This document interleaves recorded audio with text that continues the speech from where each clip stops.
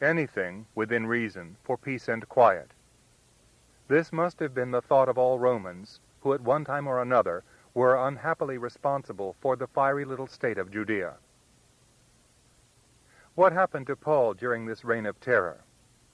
The behavior of the people he was persecuting shook him to the roots of his own belief. They followed the same pattern that Stephen had set. They were scourged, or they died, forgiving their enemies.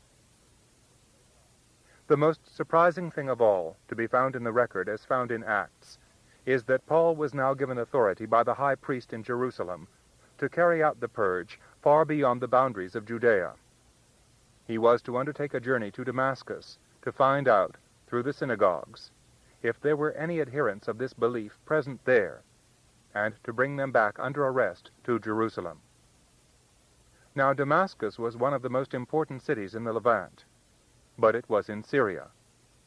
The Sanhedrin, as has often been pointed out, had no jurisdiction so far afield. The fact remained that since all the synagogues scattered throughout the Roman Empire acknowledged Jerusalem as their spiritual home, and the Sanhedrin as the supreme authority of the law, any man coming to them furnished with orders from these elders of the church would be obeyed. The only thing one must question is whether Paul could possibly have brought any of these Christians back across the frontier to Jerusalem as prisoners. If this was indeed the case, then there can be no doubt of the complicity of Pilate in the whole affair. On the other hand, Paul may have been given authority to have them brought before their local synagogues and scourged or excommunicated from the Jewish community. This would have been a purely local, religious matter involving only the Jewish settlers in Damascus, and would not have troubled the Roman governor of Syria. In any case, Paul now set out with a group of similarly minded companions to ensure that such cells of Christians as might have got as far afield as Damascus were eliminated. Riding on donkeys, and probably accompanied by a camel bearing their baggage, the party left the ancient walls behind them, passing the ground where Stephen had been stoned to death. They headed north. They already knew that many of the people whom they were seeking had fled to other areas of Judea, as well as to Samaria, and that far from keeping quiet as had been hoped, they were actively seeking converts to their maniac belief. The rage felt by Paul against this dissident Jewish community is beyond normal comprehension. If it is paranormal, then there is justification in seeing that the events which occurred on the road through the desert to Damascus were equally so. Innumerable theories have been evolved concerning the sudden and blinding conviction entertained by this Jewish heretic hunter that everything he had hitherto believed was false. Conversion to a belief, as history has shown time and again, is something paranormal. The mind becomes molten, and, to use a simple electrical term, all the fuses blow. At the same time, something must have happened to activate this state. It does not arrive under the circumstances of ordinary existence. But Paul had not been living in an ordinary manner. He had been a witch hunter, a man as driven by some terrible compulsion as those who centuries later were to gas or burn the Jewish population of Hitlerian Germany. Dr. Hugh Schoenfield has come up with the interesting theory that Paul was not only an extreme Pharisee, but a mystic who had progressed so far that he had reached the point where he believed that he himself was destined to be the Messiah. His rage, therefore, was occasioned by the fact that he came across this group of Jews who asserted that the Messiah had already come. His role had been taken from him. He could not claim to be one of the apostles who had actually known and talked with his Savior. So the only thing left to him was, as it were, to invent a meeting. This was something that no one could deny. For did not the apostles maintain that they themselves had seen the Messiah after his physical death on the cross? But the type of temperament that converts, that changes entirely, does not need any logical or pragmatic reason. Always it is a passionate temperament, usually without much premise, but guided almost entirely by emotion. The 19th century French poet, Arthur Rimbaud, who did at one time imagine that he had become God, knew this blinding flash of revelation. Elle est retrouvée. Quoi? L'éternité. C'est la mer alliée avec le soleil. One should seek for no more conviction about the experience of Paul on the road to Damascus than the simple statement, "A light from the sky flashed about him." However, since so many have devoted their time to attempting to come up with some explanation acceptable to reason and materialistic concepts, the alternatives to a mystical experience must be considered. There is the simple meteorological one, that the party ran into a summer thunderstorm, not at all unlikely in that part of the world, and that Paul was struck by lightning. A small group of mounted men crossing the desert generate a pillar of humid heat, and just as clusters of animals tend to get struck by lightning in a field, such a column will similarly attract an electrical discharge. A man who has been brooding incessantly on one subject, who has met people who have personally spoken and lived with the one they call the Messiah, is more than likely, when he recovers from his physical experience, to equate it with the object of his concern. It has to be remembered that for evidence of the whole experience, we have no more than the words of the author of Acts, words which it may be presumed, though not assumed, were related to him by Paul himself. What one would like, but will never get, would be the report of one of the members of the party accompanying Paul. Was the whole experience, in fact, objective or subjective? Did the others who, according to one account, heard the voice but could not see anyone, really have any such an experience, or was the whole event entirely in Paul's mind? Quite apart from the simple supposition of a summer thunderstorm, there remains the theory that Paul was epileptic. Authorities today tend to dismiss this on sight, despising their 19th century predecessors, who were eager to find a rational explanation for Paul's vision. Epilepsy often accompanies extreme intelligence. Examples of known epileptics include Julius Caesar, Napoleon Bonaparte, Mohammed, Peter the Great, the poet and painter Edward Lear, and the novelist Dostoevsky. The latter, in his violence, his mysticism, his impulsiveness, and his persecutory beliefs, has been described by J.A.C. Brown as typical of the epileptic character. It is significant that this authority does not mention Paul among those who may have been epileptics. Perhaps the subject has become an awkward one. But if it is conceded that the founder of the Moslem faith was subject to epileptic attacks, why should it be impossible that the man who was to become the 13th apostle was an epileptic? He was, as his life story shows, violent, impulsive, subject to persecutory beliefs, and a mystic. No one denies, just because he was subject to epileptic fits, that Julius Caesar was incapable of governing an empire and writing fine Latin prose. Is the Koran to be discarded because its author was an epileptic? Many millions would disagree. Here is a description from a medical authority on this chronic functional disease of the nervous system. In the severe form or epileptic fit proper, the grand mal of the French, the patient, it may be without warning, utters a strange and inarticulate cry, and falls suddenly to the ground, as if struck by lightning. He usually has no time to save himself, but knocks against any object near him, and may thus receive serious injury, or he may fall into the fire or into water. He becomes deadly pale, his body rigid, with the back arched and the features set, and he ceases to breathe. Soon the color changes, the face becomes livid purple, the veins of the neck swell and pulsate, the eyeballs protrude, a gurgling sound is heard in the throat, and death seems imminent. But almost immediately breathing begins again, and the whole body is thrown into a series of successive convulsive twitchings or jerkings. After about 2 or 3 minutes, the jerkings cease, leaving the patient prostrate and comatose for a time. Then he may open his eyes, look around him with a dazed expression, and go to sleep. On awaking, he is quite unconscious of what has happened. He may have a severe headache, or be morose and irritable. In rare cases, he feels much freer mentally than before the fit. The fits are usually separated by intervals varying from some hours to some months. But a very grave condition supervenes, called the status epilepticus, when one fit succeeds another before the stage of coma has passed off. The attacks may be preceded by a distant warning, or aura, as it is called. The aurae vary very greatly, but in each case the same aura usually precedes the fits.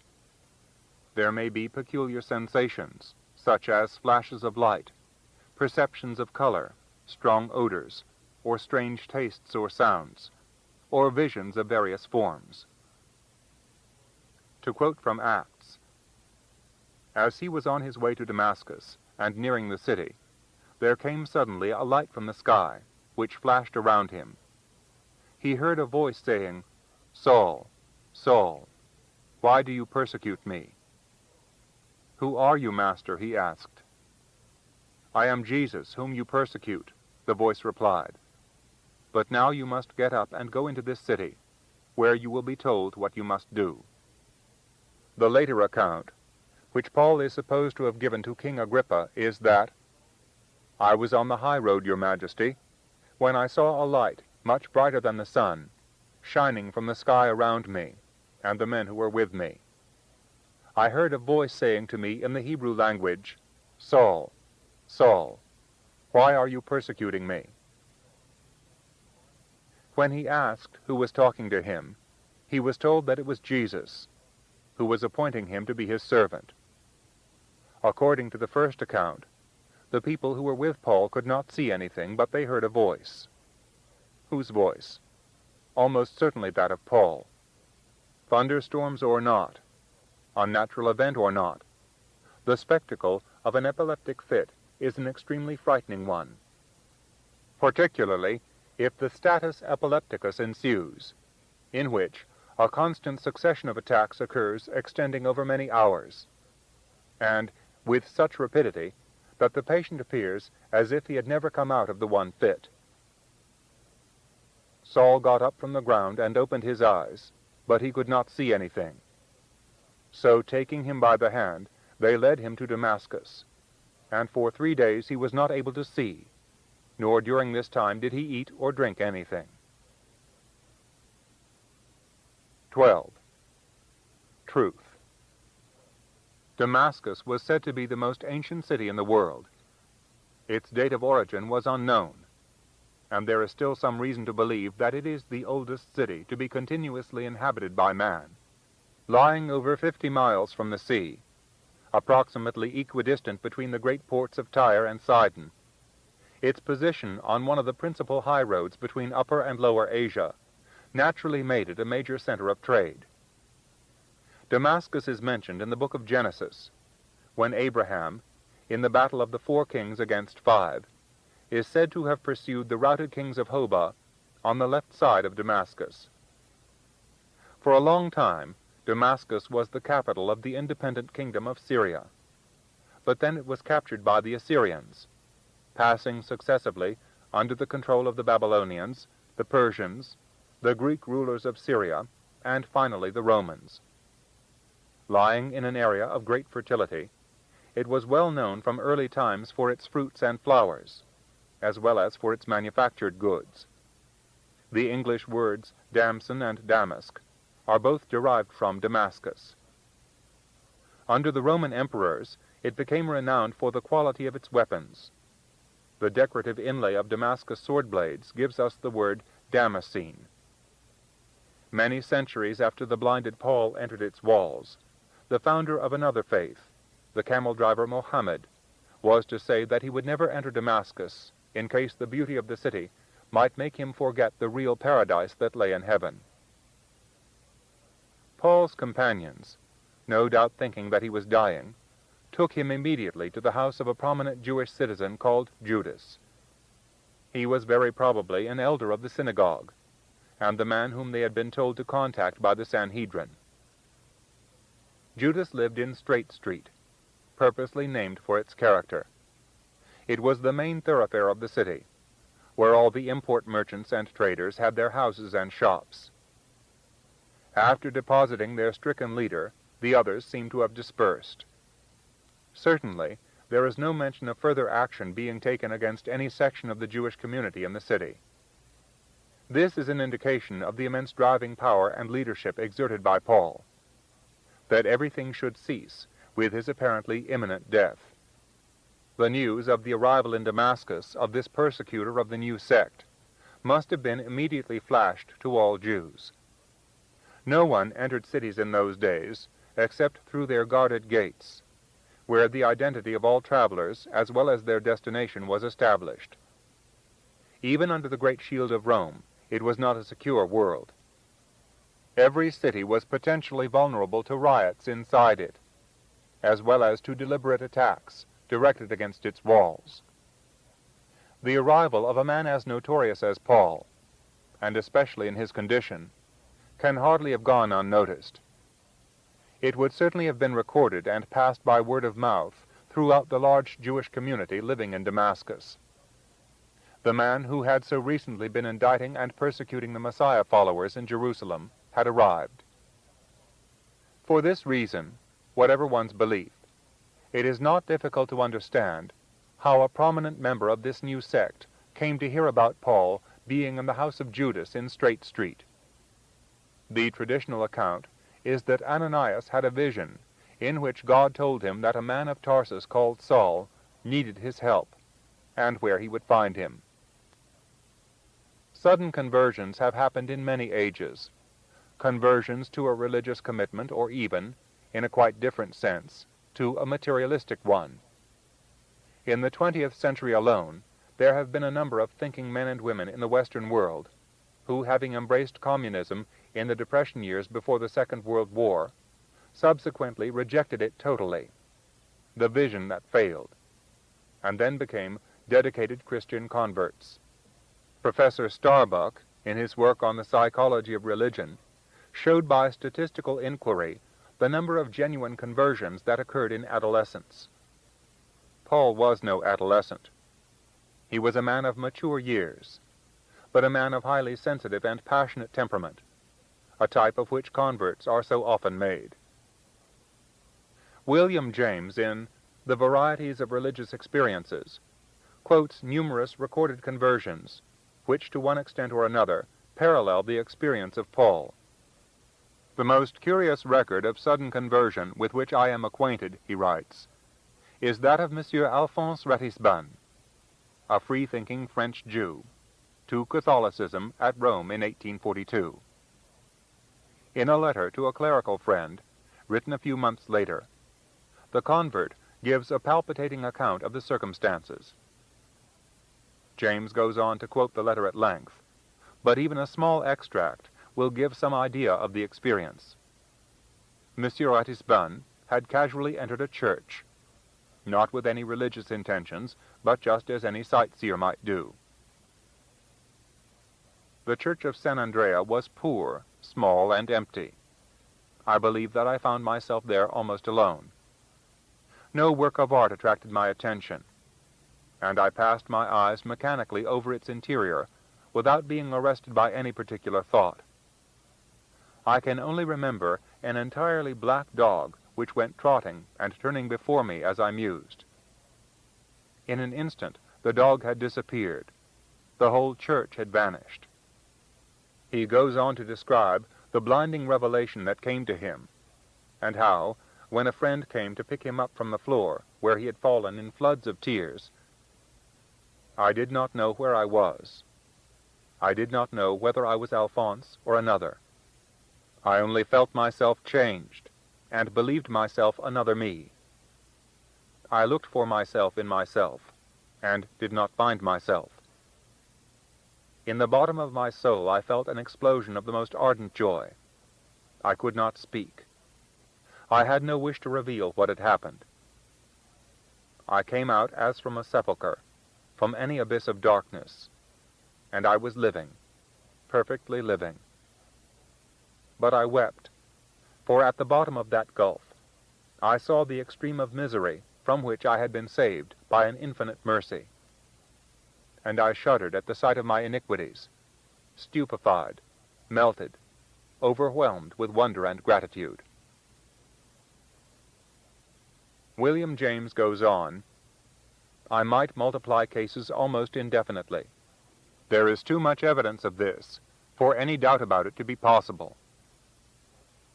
Not long before his death, John Wesley wrote, In London alone, I found 652 members of our society who were exceeding clear in their experience, and whose testimony I could see no reason to doubt.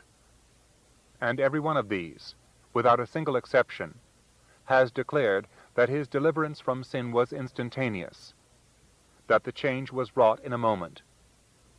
Had half of these, or 1/3, or 1 in 20, declared that it was gradually wrought in them, I should have believed this with regard to them, and thought that some were gradually sanctified and some instantaneously. But as I have not found in so long a space of time a single person speaking thus, I cannot but believe that sanctification is commonly, if not always, an instantaneous work. The photism, the blinding light that Paul experienced, has been experienced and recorded by psychologists in a very great number of religious conversions. So many, in fact, that the simple explanation that Paul was merely an epileptic will hardly hold water. One of Professor Starbuck's correspondents wrote, I have been through the experience which is known as conversion. My explanation of it is this. The subject works his emotions up to the breaking point, at the same time resisting their physical manifestations, such as quickened pulse, etc., and then suddenly lets them have their full sway over his body. The relief is something wonderful, and the pleasurable effects of the emotions are experienced to the highest degree. In the case of Paul, there can be no doubt whatever that his emotions had been exercised to an abnormal extent. The very rage with which he persecuted what was, after all, a comparatively harmless sect indicates the intensity of his involvement. It is difficult to accept the words of John Pollock in his biography, The Apostle. Until his conversion, he, Paul, had been indifferent to the words of Jesus. Clearly, he had been so impressed, so shaken to the roots of his conventional beliefs by what he had heard, that his mind was at breaking point.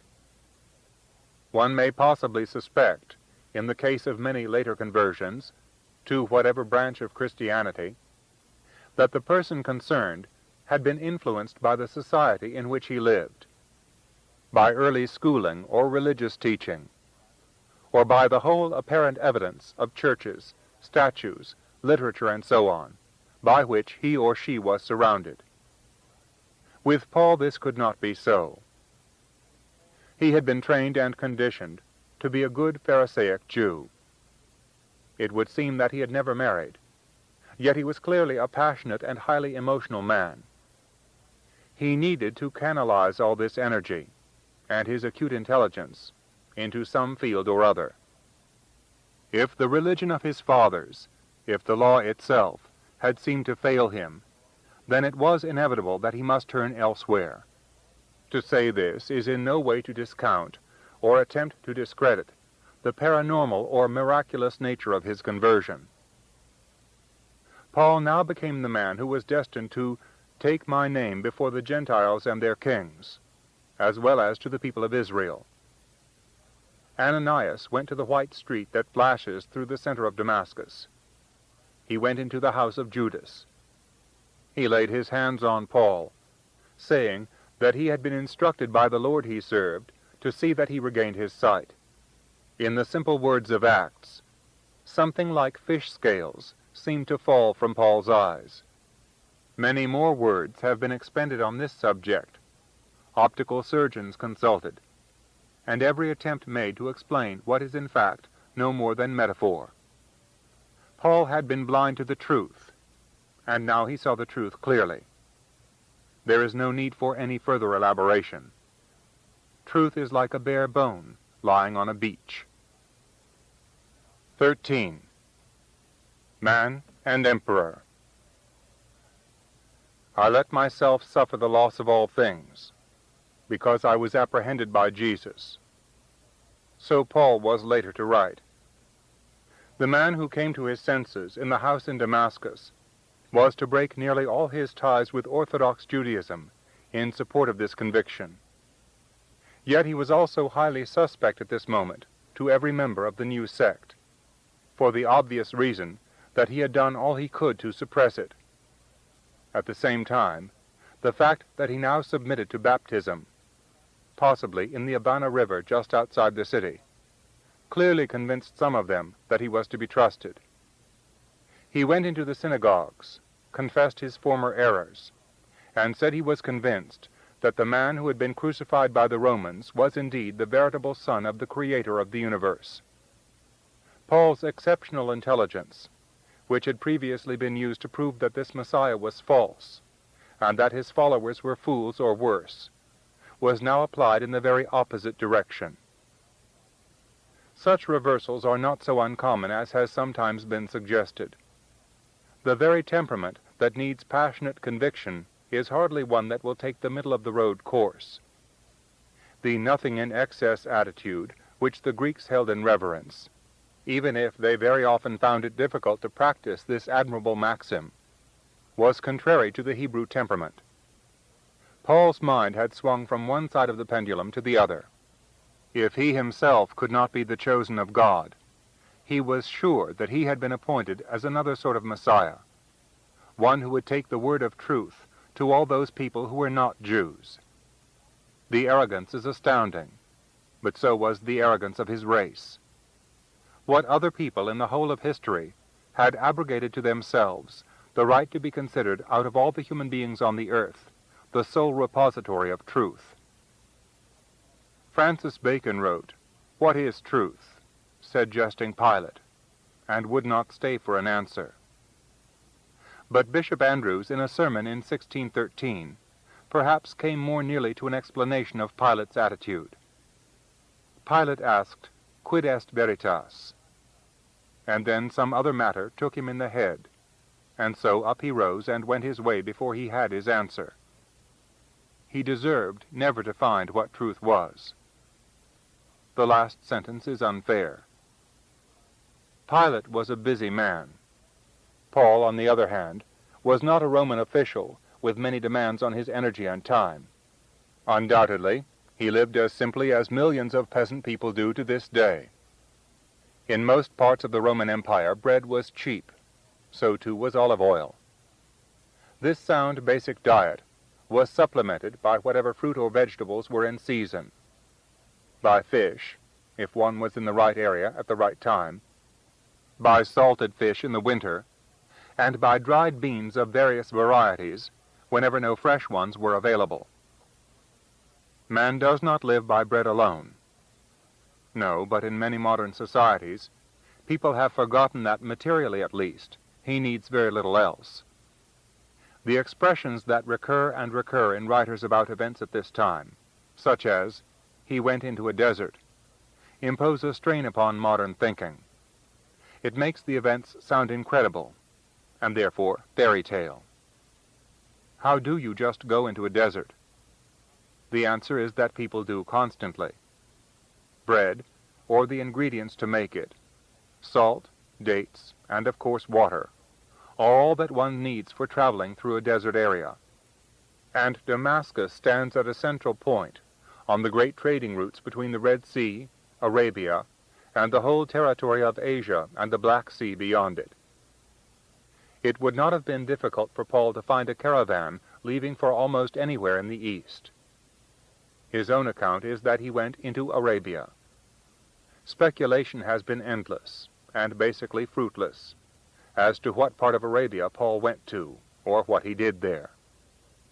As there is no evidence whatsoever, and probably never will be, the silence can only be taken as that of a man who has been so disturbed by a unique experience that he needed complete rest and quiet in an unfamiliar environment. Paul had had what might nowadays be called a nervous breakdown, but it was a great deal more than that. The question still arises, and it is one that theologians tend to ignore. How did he live? Presumably, he resumed his work as a tent maker, a useful trade in a desert area, and one which, rather like that of a cobbler, is absorbing and quiet. Sailmakers similarly find their occupation, while demanding great technical skill, is a restful one. Suppositions have been made that Paul immediately began preaching his new convictions, or even, a modern theory, that he became a member of an Essene community. Others have suggested that he went to the Sinaitic Peninsula, where Moses was reputed to have given the law to the people of Israel. The fact is that he disappears from history for 3 years. 3 years is a long time for a man in his early 30s. It is the time when most men are making or unmaking their lives and their careers. This was exactly what Paul was doing. His conversion to this new belief had made him a traitor to everything to which he had been brought up. It is always possible that Paul had disliked his father, and that he had been searching throughout his life for a substitute. He had failed to find it in the orthodox Yahweh of Judaism. Yahweh, with all his rules and requirements, was perhaps too much like the father he had known in his home in Tarsus. Possibly he saw in Joshua, Jesus, the crucified man, the image of the rebel that was in his heart. These followers of Jesus were all rebels too, protesting against the condition of the world. Unlike the Zealots, however, they were not saying that the Roman Empire could be beaten by the sword. They had adopted a far subtler approach. They said, echoing their Messiah, that their kingdom was not of this world. Beyond the Roman sword and javelin, and the disciplined might of their empire, there lay only one possibility: a world and a country that could only be inhabited by special people, people even more special than the other Jews themselves claimed to be. Such a conviction, which Paul had now embraced, was not an easy one. Indeed, it still remains one of the most difficult in the world. Faced with the might of other empires and other evidences of vast wealth, power, and irresponsibility, it is hardly surprising that to a man of Paul's passionate nature, this total reversion in his thinking required a long period of rest and readjustment. So he went into the desert. He experienced those blinding lights and long silences, the splendor of the sunrises and sunsets, the moon coming up enormous and orange over the horizon, and the extraordinary clarity of the night sky, when the stars themselves seem as big as moons. In the desert, even if in company with others, a man is very much alone. He is conscious of the immensity of nature, and of his own small stature when compared with the forces of the universe. He turns inward. Even the most unthinking begin to examine their conscience. Paul was far from being unthinking. He was one of the most formidable intellectuals of all time.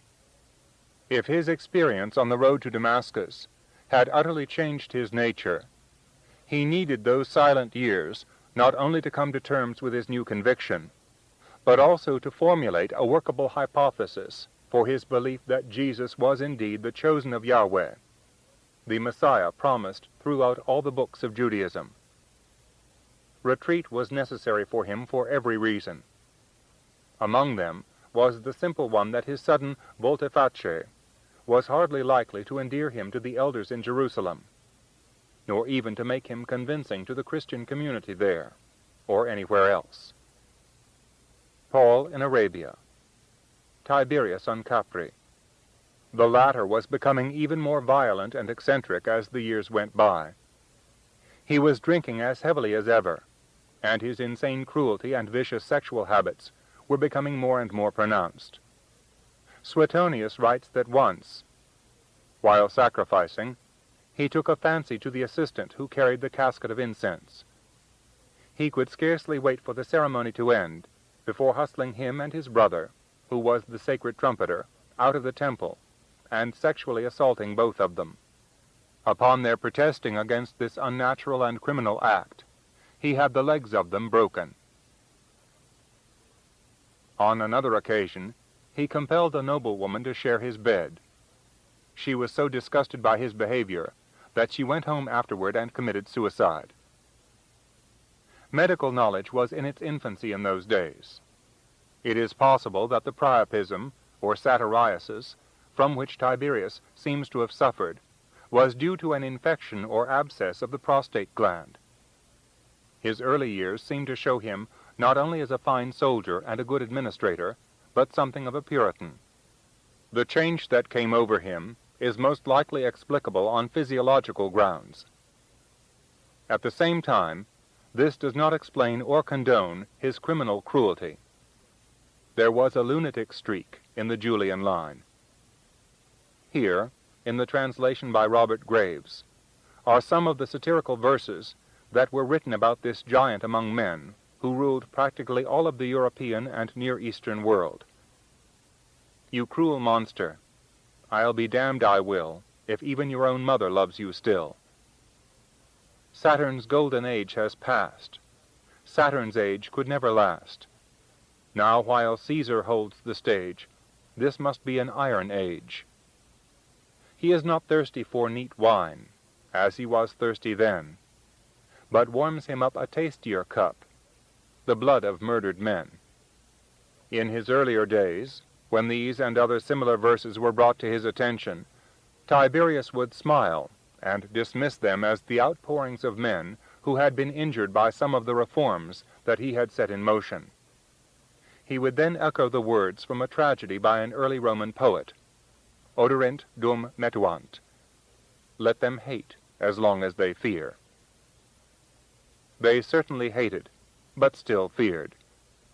The galleys, bearing dispatches from Rome and carrying the emperor's replies, still passed and repassed on the indolent Bay of Naples. The Senate was crushed, the aristocracy largely destroyed, and the people supine as sheep. Even from his exile, even from his goatish island, the emperor still had a long arm. 14. Preparations. Paul's conversion could hardly have been forgotten in Damascus, but the whole episode had been so brief and strange that no doubt many of the Christian sect had already dismissed it as inexplicable. Some, perhaps, may even have wondered whether the whole thing had not been an act, an attempt to infiltrate them, so that he could report back to the members of the Sanhedrin the state of affairs in the synagogues of the city, and the names of the adherents to the new faith. In any case, he had not been seen now for 3 years, and no further action had been taken against them. Presumably, then, the authorities in Jerusalem were satisfied that they were no menace to Orthodox Judaism. Suddenly the man was back. Once again he came into the synagogues, and once again he preached the risen Messiah. He is the Son of God, he said. To the confusion of both Christians and Orthodox Jews, he proclaimed with complete certainty that Jesus was and is the anointed Messiah, the one foreordained and so long awaited. Paul's skill in debate had been early established, as well as his astonishing powers of rhetoric. But what had once been used to discredit all the concepts of this offshoot branch of Judaism was now directed in its favor. His preaching became even more powerful. He put forward his reasons for believing that Jesus was the Messiah in so convincing a way that the Jews in Damascus could find no answers to him. It was hardly surprising that his return should occasion more than comment. It was even less surprising that many of the elders defeated in debate became infuriated. The Jews loved argument, loved quibbles about the niceties of the law. They also had extremely volatile, passionate, and fiery tempers, as the Romans had already found out to their cost. This turncoat and renegade, who had originally been sent by the Sanhedrin to extirpate this splinter sect and to correct any irregularities in the synagogues, had come back more violently unorthodox than anyone they had ever heard before. What, they must have wondered, had he been up to in the years since they had seen him last? Clearly, He had been studying the prophets intensely, for he could quote them chapter and verse, from here, there, and everywhere, that this obscure, crucified Galilean was indeed the promised of God, the Messiah, who was to inaugurate the new kingdom for his chosen people. But what had this so-called Messiah achieved? Israel was still in bondage. The Roman soldiers still swaggered through the streets of the holy city. They still paid their taxes to that infernal Caesar with money that showed his head upon it. To listen to Paul was enough to make any right-thinking Jew mad with fury. Away with him. The man must go. A plot was formed to kill him, possibly not with their own hands, for they could hardly forget the commandment, "Thou shalt not kill."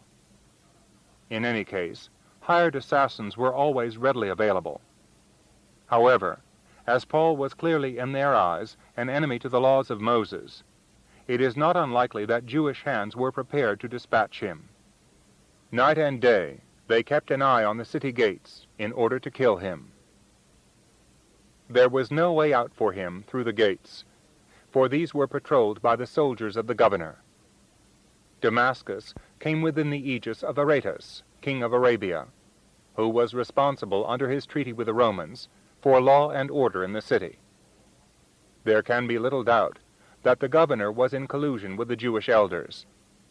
His concern was to keep the city quiet and peaceful, and if this Jewish fellow was stirring up trouble, then he was as anxious as they that he should be done away with. Paul's blinding sincerity had convinced some members of the Christian sect that he was one of them, that he had totally embraced their belief. Hearing of the plot, they hid him away in one of the old houses built into the city walls, with windows opening out onto the freedom beyond. But it was too high up for him to jump, and in any case, he would have been seen by one of the guards patrolling the walls. The escape would have to be made at night, most probably a moonless one, for in that clear air the moon illuminates the whole of the city and the land with needle sharpness. They hit on the expedient of lowering him out of a window embrasure in a basket. A basket descending, even if observed by a sentry, might not have attracted much notice. In the East to this day, the women, to avoid the fatigue of the stairs, and so as not to call attention to themselves, regularly lower baskets from their balconies and high windows, for peddlers or vegetable merchants in from the country to take note of, and come and call up to the rooms above to find out what is wanted. In any case, since the operation was almost certainly conducted on a dark night, there was no reason why it should be observed. Sentries are often sleepy. But what kind of basket can contain a man? Some writers say it was a fish basket. This seems highly unlikely. Damascus is not on the sea. If it was a basket at all, it was probably a large one designed for fruit, and there were plenty of fruit and vegetable gardens outside the walls of Damascus. Quite possibly, it was no more than a sack made of flax, a plant which was widely grown in Egypt, flax being one of that country's exports. A description of Paul, given later by Titus, says that he was of slight stature. Since he lived hard and ate very sparingly, it is doubtful whether he weighed much, if anything, more than 7 stone. People were also smaller boned in those days. Whether in a sack or a basket, Paul would not have been too difficult to accommodate, and for 2 helpers to lower down the wall of Damascus. Whether in a sack or a basket, Paul would not have been too difficult to accommodate, and for 2 helpers to lower down the wall of Damascus. The rope used would almost certainly have been of papyrus or flax, both products of Egypt, and ropes of both types are mentioned by Herodotus in his histories. The house may well have had a wooden arm projecting from it, for hoisting in grain among other things, and this would have been fitted with a wooden block or pulley. Paul was at liberty, but it was hardly the way he had expected to leave the famous and ancient city of Damascus. It was his first experience of the violence that was to be directed against him time and again in his new life. He was to suffer shipwrecks, to be scourged on official orders. He was to have to endure mob violence in many cities throughout Asia Minor. And he was also to have further plots against his life formulated either by the Sanhedrin in Jerusalem or by local synagogue authorities. Paul was not a man who could just be tolerated or tacitly ignored. The extremism of his nature was such that those with whom he came in contact either loved him or loathed him. He had come into Damascus possibly expecting that the strength of his feelings and the intellectual arguments that he had formulated would convince all the Jewish community that he was right. He had had the arrogance to believe that those who were not Christians could be converted by the sheer force of argument. He was to learn differently. Though I speak with the tongues of men and of angels, and have not love, I am no more than a brazen gong or a tinkling cymbal. He had to learn that loving kindness, or the old English word charity, was the most essential thing, not only for making converts, but equally for living life. Passion was not enough, and neither was intellect. 3 years earlier, he had left Jerusalem as the chosen emissary of the Sanhedrin, at the head of an armed band, with instructions to rid Judaism of unorthodoxy. He had been chosen because of his high reputation in debate, his zeal for keeping the law in purity, and his known adherence to strict Pharisaic principles. He returned a poor outcast, a refugee from Damascus, a man suspected by the Christian sect and hated by the other Jews. His reception in Jerusalem was not likely to be a happy one. When the news got round that he was back, proclaiming himself a convert to this new belief, there must have been more than a little suspicion in all quarters. Soon after arrival, he tried to join the disciples, but they would not believe that he was one of them, and were all afraid of him. This was hardly surprising, in view of his previous record and his part in the stoning of Stephen. Again, it was natural that he should be suspected of being a spy, and the news of his recent activities in Damascus would not yet have had time to reach the city. The man who was first convinced that Paul was completely genuine was one who was later to become his traveling companion, and until they quarreled, his closest friend. This was Barnabas, a Cypriot, a gentle and respected figure, whom no one could suspect of any guile or collusion with an enemy of the Christians. It was Barnabas who proceeded to introduce Paul to the Apostle Peter. Paul now heard from the lips of the rough Galilean fisherman the first-hand account of the life and sayings of his new master. Peter was a married man, and he took Paul into his house, where he and his wife looked after the convert for the next fortnight. The two men were very dissimilar, but they had something in common. If Paul had persecuted the Christians, Peter had 3 times denied his master. So Paul stayed with them, and went all over Jerusalem, preaching boldly in the name of the Lord. After the experience on the Damascus road, after his 3 years of study and meditation, Paul's convictions in any case were complete. But now, to hear every day from Peter exactly what had been said and what had been done was an additional revelation. The oral tradition of Jewish teaching, the exactitude of memory which was required of them, meant that what Paul heard and what he later taught were in no way paraphrases. Modern men, accustomed to being bombarded with information from innumerable sources, let alone books, can scarcely conceive how exact was the information transmitted by perfectly trained memory. In some so-called backward parts of the world, even to this day, whole genealogies, histories, and sagas are transmitted by the oral tradition.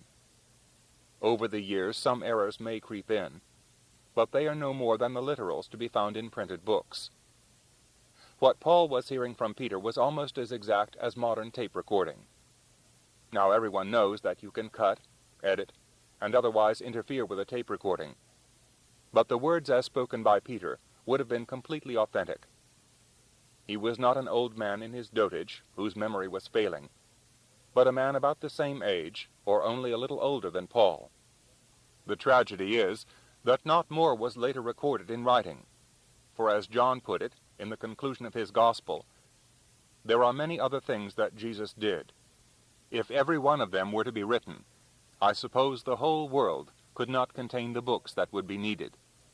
Paul, who was quite convinced that he had seen the resurrected Lord in his vision, now daily spoke to the man who had lived with him, and who had, in company with so many others, seen him after his crucifixion, death, and resurrection. Paul claimed the same experience, but unlike the others, he had never known the Messiah when alive in the body. He was claiming to be an equal, but was he? It is an unanswerable question. It was understandable that Paul, with his vastly ambitious nature, should demand equality. But ambition does not in any way necessarily imply a desire for wealth, or for worldly satisfaction and possessions. Many artists, in every branch of art, have starved and lived in conditions that would appear to most of the world completely miserable, and died as paupers, in order to record their version of beauty, or of what they consider to be the truth. It is an aspect of idealism that sets the human race qualitatively apart from the animal. There can be no doubt in any case that Peter completely accepted Paul's account of his experience. There was no reason why he should not. In that day and age, scientific methodology had hardly invaded human consciousness, and any conception that things must be rigorously proved according to some analytical formula was unknown. It is only in recent years, nearly 2,000 years later, that the so-called scientific approach to objective phenomena is beginning to be called in question. The simple materialism of the 18th century, a most unreasonable age of reason, or that of the industrial 19th century, with its confidence that man, by the exploitation of the natural resources of the world, could triumph over all obstacles, is being seriously challenged. The fire of the Renaissance, projecting man as an image of all things, is over. Soon the natural resources of the world, in terms of fuels at least, will be exhausted. The human race, in some respects at least, may find itself in the phrase, back to square one. Square one may well prove to be an area of psychic experience that in certain areas of the world has been largely forgotten. Professor Richard H. Boob of Stanford University in America, a professor, it should be noted, of materials, science, and electrical engineering, has gone on record as saying, "One of the most pernicious falsehoods, ever to be almost universally accepted, is that the scientific method is the only reliable way to truth." Theodore Roszak, in Where the Wasteland Ends, has referred to the West's bleak mindscape of rationality, and in regard to spiritual knowledge and power, comments, "Here is a range of experience that we are screening out of our experience in the name of what we call knowledge." Neither Peter nor Paul needed to be told of these things. The only other apostle whom Paul seems to have met during this visit to Jerusalem was James, the brother of the Lord, a controversial figure. Speculation has been endless as to what is implied by the word brother. There are two basic theories, the first being that James, as well as the three other brothers mentioned in Matthew's and Mark's Gospels, Joseph and Judas and Simon, were all the children of Joseph by a former wife. The other is that the brothers, and certainly James, were indeed the children of Joseph and Mary. Real brothers, that is. Tertullian, one of the earliest and greatest authorities of the ancient church, writing in the 2nd century, seems to have had no difficulty in accepting this as a fact. Certainly, there can be no doubt about the important place which James occupied in the church at Jerusalem. He was its recognized head, and on account of his righteousness was called James the Just. Josephus tells us how, just before the siege in A.D. 70, when Jerusalem was destroyed, James was called before the high priest and asked to publicly recant his belief in the divinity of Jesus. Far from doing so, he made an open declaration of his faith, was condemned to death, and hurled from a pinnacle of the temple. he would seem to have been the first bishop of the church. According to Eusebius, the ecclesiastical historian and bishop of Caesarea in the 4th century, James's episcopal chair was still shown at Jerusalem at the time that he wrote. In any case, Paul would have heard more first-hand details concerning Jesus from this brother of the Lord. Paul's passionate convictions knew no bounds, and the skill of his oratory and his ability to demolish opponents' arguments soon got him into further trouble. His special target was the Hellenists, or Greek-speaking Jews, whom he clearly undertook to tackle because of his fluent Greek, a language which most probably the apostles and many of the disciples did not know, or did not know as well as he did. Once again a plot was laid to murder him, and once again the brethren found out about it. They took him down to Caesarea and sent him away to Tarsus. There can be little doubt that the Christians in Jerusalem breathed more freely after he had gone. They had been living quietly during his absence, continuing to make converts, and their cells had been spreading throughout the East. Then back he came, and even if he was now on their side, strife immediately broke out again. Paul had a habit of provoking trouble wherever he went. His life was a storm. 15. Alternatives. From 37 to 45, Paul vanishes once again from recorded history. There is some reason to suspect that he was in Syria and Cilicia, including, of course, his native Tarsus. It can hardly have been a happy return to the family home. He had left it a good Pharisee, and he returned a renegade, who had embraced this new doctrine that must have been anathema to his father, if he was still alive, as well as to all his relatives and former friends. It is probable that during this period of his life, either in Tarsus or elsewhere, he more than once suffered the horrible penalty of scourging, on account of his belief and of his intemperate manner of proclaiming it. Writing a good many years later, in 56, he refers to having been punished on 5 occasions with the scourge, yet not one of these is recorded in Acts. It is reasonable to assume, then, that some, if not all, the scourgings took place during these missing years. Paul must have been extremely strong, quite apart from having an immense capacity for mental endurance, for the record specifically says that on each occasion he endured the full punishment, 40 stripes save 1. More often than not, the victim would faint long before the punishment was complete, or the judges, reckoning that the man had suffered enough, would terminate it. Paul, as in everything else, was determined to endure to the very end. Quite apart from his profession of the belief that Christ was indeed the Messiah, another possible reason why Paul was disciplined so often is that he had undoubtedly already begun to consort with the Gentiles. In Tarsus, he cannot have failed to argue with them, something which in turn meant listening to their own beliefs.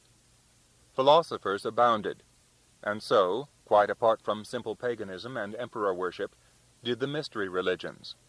Indeed, these were all over Asia and the Near East, from which most of them had sprung, and, as has been seen, had even, to Tiberius's great annoyance, invaded Rome itself. How much, if anything, Paul absorbed from these cults is a subject which has proved a permanent battlefield for scholars.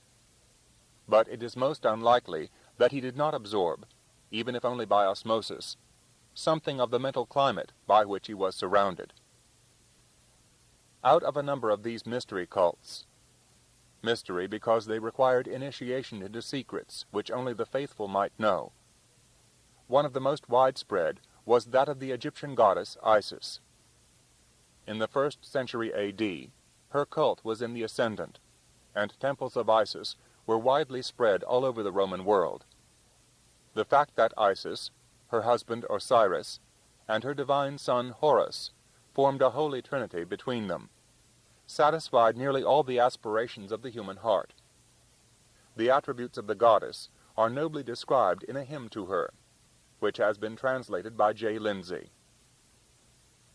I am Isis, the mistress of every land, and I was taught by Hermes, and with Hermes I devised letters, both the sacred and the demotic, so that all things might be written with the same letters.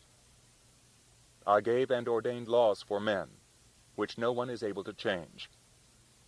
I am the eldest daughter of Kronos. I am wife and sister of King Osiris. I am she who finds fruits for men. I am mother of King Horus. I am she that rises in the dog star, she who is called goddess by women. For me was the city of Bubastis built. I divided the earth from heaven. I showed the path of the stars. I ordered the course of sun and moon. I devised the activities of the sea. I made men strong. I brought together woman and man. I appointed to women to bring their infants to birth in the 10th month. I ordained that parents should be loved by children. I laid punishments on those without natural affection towards their parents. I made with my brother Osiris an end to the eating of man. I revealed mysteries to men. I taught men to honor images of the gods. I consecrated the precincts of the gods. I broke down the governments of tyrants. I made an end to murders. I compelled women to take the love of men. I made the right stronger than gold and silver. I ordained that the true should be thought good. I devised marriage contracts. I assigned to Greeks and barbarians their languages. I made the beautiful and the shameful to be distinguished by nature. I ordained that nothing should be more feared than an oath. I have delivered the plotter of evil against other men into the hands of the one he plotted against. I established penalties for those who practice injustice. I decreed mercy to suppliants. I protect righteous guards. With me the right prevails. I am the queen of rivers and winds and the sea. No one is held in honor without my knowing it. I am the queen of war. I am the queen of the thunderbolt. I stir up the sea and calm it. I am the rays of the sun. Whatever I please shall come to an end. It shall end. With me, everything is reasonable. I set free those in bonds. I am the queen of seamanship. I make the navigable unnavigable when it pleases me. I created the walls of cities. I am called the lawgiver. I brought up islands out of the depths into the light. I am lord of rainstorms. I overcome fate. Fate hearkens to me. Hail, Egypt that nourished me. Paul cannot have failed to meet many simple devotees of the goddess, as well as those who had been initiated into her mysteries. He will have seen her statue in processions through the streets. Mother Isis, holding her child Horus in her arms, her head inclined to look down with love at the holy child, whom she had borne to her husband Osiris. She was the Madonna of East and West, a long time before another Madonna would appear in Christian churches. It is significant, as R.E. Witt has pointed out in his Isis in the Greco-Roman World, how many of the places that Paul was to visit in his travels were centers of Isis worship. Echoes from it can possibly even be found in such famous passages as, "I am become as sounding brass," or a tinkling cymbal. Tributes addressed to Isis include, "Shaking thy cymbals thou dost renew midwinter with thy sistrum," a musical instrument with thin metal rods held in the hand. And another reference, "The sorrowing waters of the Nile with its sounding brass." By the 1st century, Isis, who had been worshipped many centuries before in simpler guise, had become a mother goddess of universal attributes, not least of which was compassion and loving-kindness. Isis appealed to women, for was she not the universal mother? Men, and especially the more aggressive and masculine, were less likely to succumb to her. Among the numerous alternatives, and there were enough cults for any man to find one that suited his nature. The most widespread was Mithraism. Temples to Mithras have been found all over the Mediterranean world, and even as far afield as London. Mithras was essentially the soldier's god, and his cult traveled with the legions wherever they went. Like so many religions, Mithraism stemmed from the East, its original home probably being Iran. It undoubtedly incorporated aspects of the Iranian national religion, founded by Zoroaster. Among them was the belief in an eternal warfare between the sons of light and the sons of darkness, a concept also to be found in Essenism. Mithraism, like Judaism, had its sacred books, and its doctrines were collected into the Avesta, or law. Mithras had been created by the good power in the universe, Ormazd, the Lord of Life. He was his faithful servant, who fought eternally against the evil power, the god of death, Ahriman. Mithras had first created life upon the earth by slaying a sacred bull, and from its blood the first male and female human beings were born. His followers took a mystical communion together, in which they ate bread and drank wine. It seems possible also that the potent drug extracted from the black hellebore was used in some initiation ceremonies to produce an illusory effect upon the worshipper. His followers, called Sakratai, passed through 7 grades of initiation, corresponding to the number of the 7 planets. Each grade had a masculine name, for Mithraism was confined to men. The 3rd grade, Miles, soldier, was, as it were, the watershed between those in the higher ranks and those who were not fully in communion. The highest grade, Pater, father, was a title that was later to be adopted by Christianity for its priests. Asceticism and celibacy were encouraged, certainly for the higher grades. This did not imply withdrawal from the world, but a Spartan, if puritanical, approach to the problems of life. Jerome, in one of his letters, refers to Mithraism as having, like Christianity, its celibate degrees, and says that it offered communion with the Godhead in return for a pure and noble life. One of the concepts, the grade of Miles, corresponds very closely to the later warrior of Christ. Mithraism was encouraged by some of the later emperors, who saw that its hardy virtues were exactly what was needed to keep the empire together. The toughness of its initiation ceremonies, coupled with the stoic qualities that Mithraism demanded of its followers, made it an admirable religion for soldiers. At the same time, this was one of its weaknesses. Although it had many of the ingredients of a universal religion, and although it demanded a virtuous life and offered the hope of immortality to its followers, Mithraism had no place for women. 2 further weaknesses were that it compromised with polytheism, and that its central figure was a mythical and not an historical personage. Christianity, on the other hand, was suffused with the influence of women, from Mary herself, right through the Gospels, and in the history of the early Church. It was also derived from an authentic historical figure. Furthermore, Christianity would make no compromise with paganism, and this was a great source of its strength.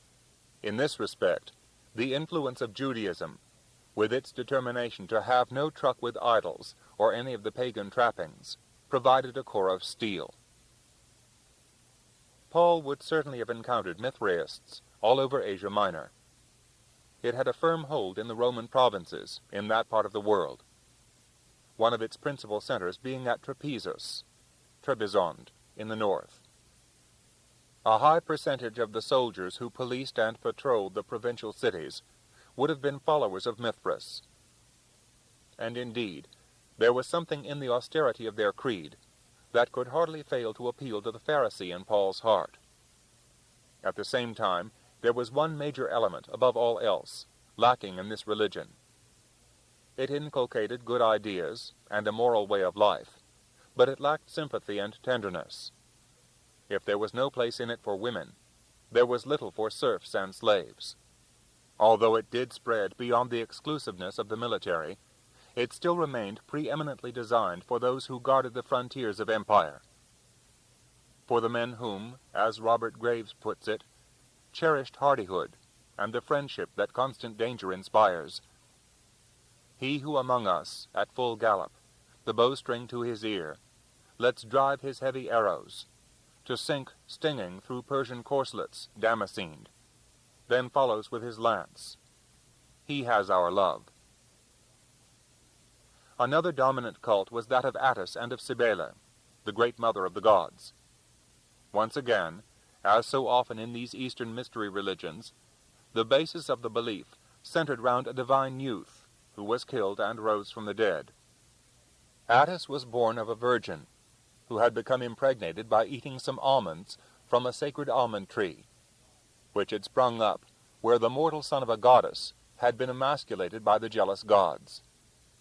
The symbolism here is clear enough. Almonds, in the Mediterranean at least, sugared, blue and pink, are still given to brides on their wedding days as emblems of fertility. Attis was both human and divine, and was so beautiful that the goddess Cybele fell in love with him. He, for his part, wanted to marry the daughter of one of the kings of Galatia, and the goddess, infuriated at being spurned, drove him mad. He fled to the mountains, and in his madness unmanned himself at the foot of a pine tree, where he bled to death on the spot. Violets sprang up from his drops of blood. Violets, being typical flowers of spring, were always associated with Attis. On 22 March each year, a pine tree was ceremonially cut down by a group of eunuch priests, swathed like a corpse and decked with violet wreaths. This body of the dead god was then buried in a grave. On the second day of their vigil, there was a great blowing of trumpets, presumably to rouse the sleeping god and call him back to life. On the third day, 25 March, there occurred the Day of Blood, the day when the god must be resurrected. The only way to achieve this was by shedding the blood of the worshippers. To the interminable sound of drum and cymbal, the clack of castanets, the blast of horns and the wailing of flutes, the worshippers worked themselves up to a frenzy. Insensible to pain, as they whirled about round the altar of Cybele, they gashed their bodies with knives and potsherds, bespattering the altar with their blood to give Attis strength to rise again. Sir James Fraser, in The Golden Bough, observed that the Australian aborigines cut themselves in like manner over the graves of their friends, for the purpose, perhaps, of enabling them to be born again. The climax of this bloody scene occurred when the novices, those who intended to join the eunuch priesthood, sacrificed their virility, hacking off their manhood and hurling the bloody pieces into the lap of the goddess. Many, like the legendary Attis himself, must have died from this primitive emasculation. Then, in the small hours of the morning, the cry of a priest rings out, and the worshippers run to the grave where the Attis pine has been buried. There are lights hanging from the boughs of trees, priests waving flares. The grave is empty. Attis has risen. They by their blood, and the novices by the sacrifice of their manhood, have achieved his resurrection. But they too are saved. They are promised salvation, and in due course a resurrection like the god. Such cults and ritual orgies, reaching back into the earliest history of man, were to be found all over the East. In essence, they were all the same, designed to ensure the fertility of man and the earth, and, at a slightly higher and more symbolic level, the resurrection of man. It is unlikely that Paul can ever have seen this ritual, nor the somewhat similar rites, although without emasculation, that took place in honor of Dionysus. It would have been as much as an outsider's life was worth to be caught spying on them. But he cannot have lived and traveled as he did without knowing a great deal about them. At Hierapolis, only 100 miles northeast of Antioch, there was one of the major temples of that other eastern goddess, Astarte, Astaroth, Aphrodite, goddess of love. also identified with the fish goddess Atargatis. Sacred doves, symbolic of fertility, flew confetti-like above her shrine, while inside the temple sacred fish, for she was also the fructifying goddess of the sea, swam leisurely in special pools.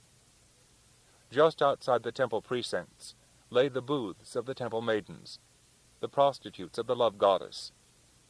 Similar temples were to be found in many of the places that Paul visited. There was one, for instance, just east of the Sea of Galilee, and another at Ascalon, on the coast, not far from Jerusalem. Paul was to be the envoy to the Gentiles, and no man can successfully carry out an envoyship, be it spiritual or material, without having a very good knowledge of the people to whom he is going. He was later to write in his first letter to the Romans, "Men say they are wise, but they are fools. Instead of worshipping the immortal God, they worship images made to look like mortal man, or birds, or animals, or reptiles." Here he was thinking of the Egyptian cults. Because men are such fools, God has given them over to do the filthy things their hearts desire, and they do shameful things with each other. They exchange the truth about God for a lie. They worship and serve what God has created instead of the Creator himself, who is to be praised forever. Amen. Because men do this, God has given them over to shameful passions. Even the women pervert the natural use of their sex by unnatural acts. In the same way, the men give up natural sexual relations with women and burn with passion for each other. Paul knew his pagan world as few other Jews ever did. They averted their eyes when the swaying statues passed, and the flutes wailed, and the cymbals clashed, and the eunuch priests cried out in their cracked trebles. Paul gazed steadily at the world that surrounded him. He fixed those piercing eyes on everything. He read their literature. Aratus, Epimenides, Menander, Aeschylus, and Plato are all quoted by him. He was not going to hide himself like the Essenes. He was not going to turn his head away like the other Jews. He was going out into this world, and he needed to know the strength of the opposition. 16. The man who was God. Because an obscure Jew called Saul, who was also a Roman citizen bearing the Latinized name Paulus, goes unrecorded for about 8 years, some authorities treat this not inconsiderable passage of time as if time itself had come to a stop. The great world did not even know of Paul's existence, even if by his life and writings he was to enjoy a futurity that seems likely to last as long as man on this planet. In 37, the event that had long been hoped for, indeed prayed for, throughout the Roman world, took place. Tiberius, who had been on one of his rare visits to the mainland of Italy, died in his villa on the promontory of Misenum on 16 March. It was said that his successor, Gaius Caesar, had hastened the old man's end by smothering him in his bedclothes. He was 78. At the news of his death, the people of Rome were so overjoyed that they ran about shouting, "To the Tiber with Tiberius." Others offered up prayers to Mother Earth and the gods of the underworld, that he should have no home below except among the damned. Thus Suetonius, who adds that some people who had been sentenced to death by him were executed nonetheless, because as his successor had not yet taken over, there was no court of appeal in existence. So the hatred of Tiberius grew stronger than ever. His cruelty, it was said, continued even after his death. Germanicus, the father of the new emperor, had been the nephew of Tiberius. A great soldier and universally popular, he was only 34 years old when he died at Antioch, that city which was to play quite a large part in Paul's life story. Rumor had it that he had been poisoned on the orders of Tiberius, because they wanted him as the next emperor after Augustus.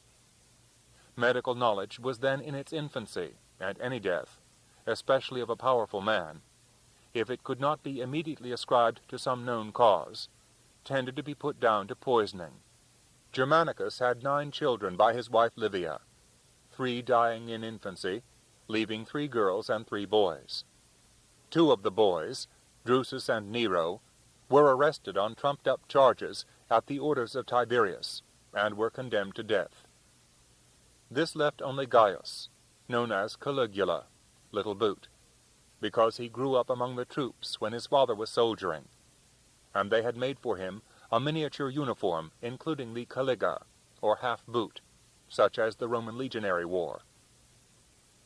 As a young man, Caligula had joined Tiberius on Capri, where the atmosphere of that extraordinary court in exile can hardly have improved his character.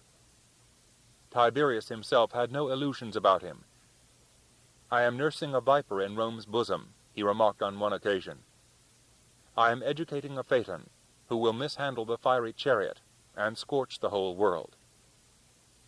Tiberius's estimation of his successor's character was accurate, but the Roman people, remembering his father, greeted his accession with enormous enthusiasm. They hoped that in him they had found another Germanicus. His reign began auspiciously enough. Everyone felt that, after the iron horrors of the Tiberian period, Rome, and indeed the whole empire, were going to be blessed with peace and prosperity. Exiles were recalled. The Spintrian perverts were exiled in their turn, and many of the actions of his predecessor were annulled. Tiberius, for instance, had discontinued the practice of publishing an imperial budget, as Augustus had always done. Caligula revived it. He gave lavish spectacles and games to entertain the people. On one occasion, having a bridge of boats built between Puteoli and Baiae on the Bay of Naples, a distance of some 3 miles. This was turfed over, and the emperor and his courtiers, followed by the whole guards division, put on a 3-day entertainment, Caligula riding on horseback or in a chariot at their head. It was said that he did this because Thrasyllus, Tiberius's favorite soothsayer, had once said that Caligula had as much chance of becoming emperor as of crossing the Bay of Naples on a horse. But apart from such displays of pomp, which the people loved, he did not neglect the more serious side of things, completing a number of important building projects that had been neglected under Tiberius, and restoring temples and other public buildings throughout the empire. Unfortunately, there was another side to his nature, a side that came more and more to the fore. There can be little doubt that Caligula was mad. It is said that his mistress, Milonia Caesonia, gave him a love potion to secure his affections, which had the effect of driving him insane. It is more likely that he inherited that streak of insanity which seems to have run in his family. He forced his father-in-law to commit suicide, and regularly committed incest with his 3 sisters. Indeed, his sister Drusilla seems to have been the love of his life, and he was distraught when she died. On attending the wedding ceremony of one courtier, he decided he fancied the bride, and had her carried off immediately to his own quarters. His brutality, and his love of violence and sadistic spectacles, equaled, if it did not exceed, that of Tiberius. On one occasion at the games, when the people cheered the wrong chariot team, he made the classic remark, "I wish that all the Romans had only one neck." In the words of Suetonius, he had absolutely no regard for chastity, his own or others, and was accused of homosexual relations, active and passive, with Marcus Lepidus, Nestor the actor, and a number of foreign hostages. A young man of consular family, Valerius Catullus, openly declared that he had enjoyed the emperor, and that they were both quite worn out in the process. At his banquets, if he took a fancy to the wife of anyone present, he would send for her at once, and leave the room in her company. Upon his return, he would openly discuss her good and bad physical points, as well as commenting on her sexual performance. This man, who even had his favorite racehorse, the Flyer, made a consul, was convinced that he was God. he established a shrine dedicated to his godhead, together with a school of priests, and a life-size gold image of himself, which was dressed every day in clothes similar to those he happened to be wearing. Ordinary sacrifices like sheep or goats or cattle would not do for the divinity of Caligula. Before his statue, peacocks and grouse, pheasant, guinea hens, and flamingos were offered up. Convinced that he was Jupiter, the supreme god, he had a bridge built connecting his palace in Rome with the Capitoline temple, publicly announcing that the god had asked him to share his home. When the moon was bright and full, he would invite the moon goddess to his bed. He had been an epileptic as a boy, and it is probable that the disease never left him. He suffered badly from insomnia, rarely getting more than 3 hours' sleep a night. Much of the time, he would pace through the long corridors of the palace, his shadow leaping and jumping as he passed the lamps, the braziers, and the brands held in the hands of his sentries. Terrifying visions haunted him. On one occasion, he dreamed that he had a long conversation with the Mediterranean Sea. What the sea told him he never revealed, but it can hardly have been comforting. Caligula's conviction that he was the senior of all gods led to immense trouble in Palestine. He was determined that these irritating and irritable Jews should acknowledge his divinity, and in their principal temple at Jerusalem at that. Accordingly, he sent orders for Petronius, the governor of Syria, to have an immense statue of the emperor constructed, which was to be erected in the Holy of Holies of the temple. Prior to this, Caligula had released from prison the grandson of Herod the Great, Herod Agrippa. The latter had been educated in Rome, had run into debt, and had been accused during the reign of Tiberius of treason. He was lucky not to have been killed out of hand, but he had merely been confined to prison. Clearly he had great charm, and he found his way into Caligula's unstable affections. He was presented by Caligula, in one of the latter's mad moments of generosity, with a replica of the chains he had worn in prison, made out of solid gold, and handed back the tetrarchy, or subordinate rulership, of most of the territories that his grandfather had ruled. Later, he was also awarded the tetrarchies of Galilee and Perea, and after the death of Caligula, his successor Claudius added to Herod's control the dominions of Judea and Samaria, a larger area altogether than even the famous Herod had controlled. He was not an inconsiderable man in terms of power, but he was, of course, always subordinate to the whims of the emperor in Rome. Petronius naturally temporized over the statue. He knew the nature of the Jews well enough, and certainly knew that to set up a statue of the emperor in the temple would cause something much worse than an ordinary riot. Even as it was, the Jews, who had heard what was projected, put on sackcloth and ashes, and flocked in their hundreds to the place where the statue was being created.